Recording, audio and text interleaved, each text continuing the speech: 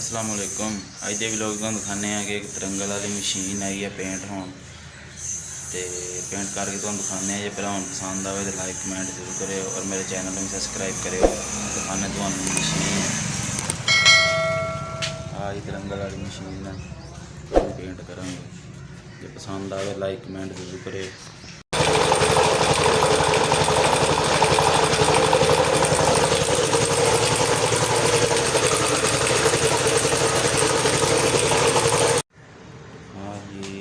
Machine मुकम्मल रंग हो गया।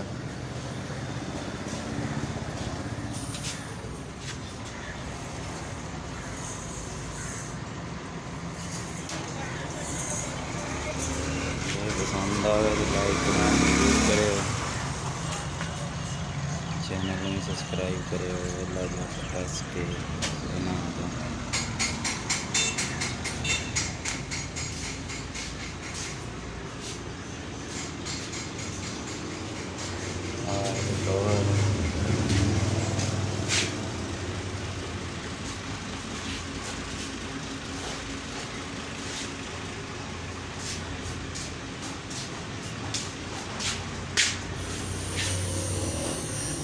मशीन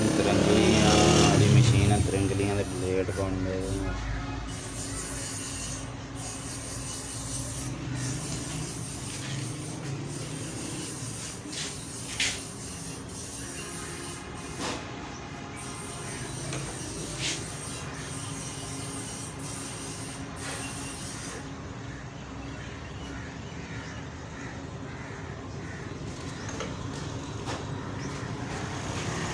पसंद आए लाइक कमेंट जरूर करो।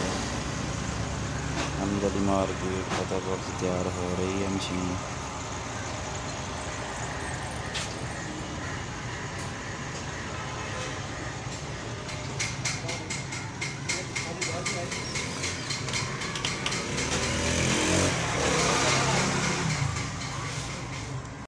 मशीन मुकम्मल तैयार हो गई।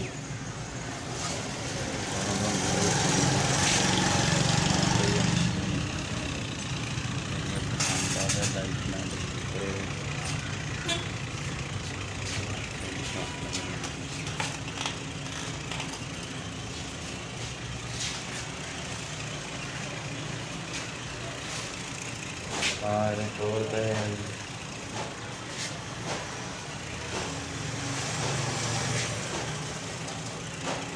ये अभी तिरंगलियां बनाने वाली मशीन है। फतेहपुर च बनी है, पहली दफ़ा बनाई साढ़े मार्केट कारीगर ने। पसंद आए लाइक कमेंट जरूर करो, चैनल में सब्सक्राइब करो। मुकम्मल मिलते हैं अगली वीडियो।